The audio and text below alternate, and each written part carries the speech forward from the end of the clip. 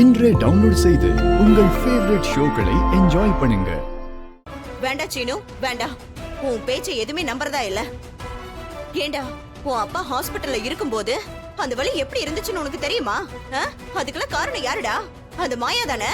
அம்மா, அப்ப இருந்த சூழ்நிலையை பார்க்கும்போது மாயா மேல தப்பு இருக்கிற மாதிரி தான் தோணுச்சு. ஆனா என்ன ஆனா?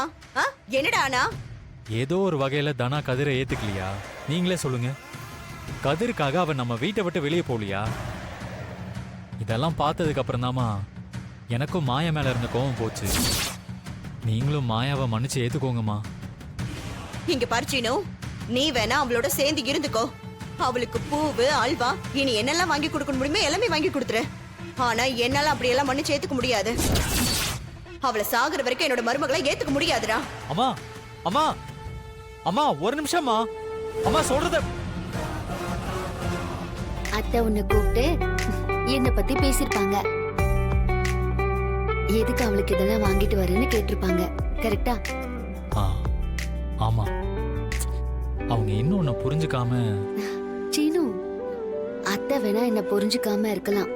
ஆனா எனக்கு அத்தை மேல எந்த கோவமும் இல்ல. அன்னைக்கு நான் அவங்கள அடிச்சது தப்புதான்.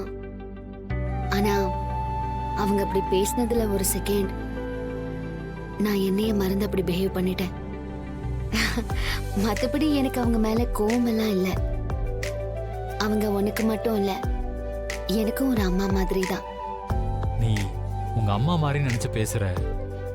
ஆனா அவங்க விடுச்சீனு, நீ என்ன புரிஞ்சுக்கிட்ட மாதிரி கண்டிப்பா ஒரு நாள் அத்தையும் என்ன புரிஞ்சுக்கிட்டு ஏத்துப்பாங்க. அந்த நம்பிக்கை எனக்கு இருக்கு.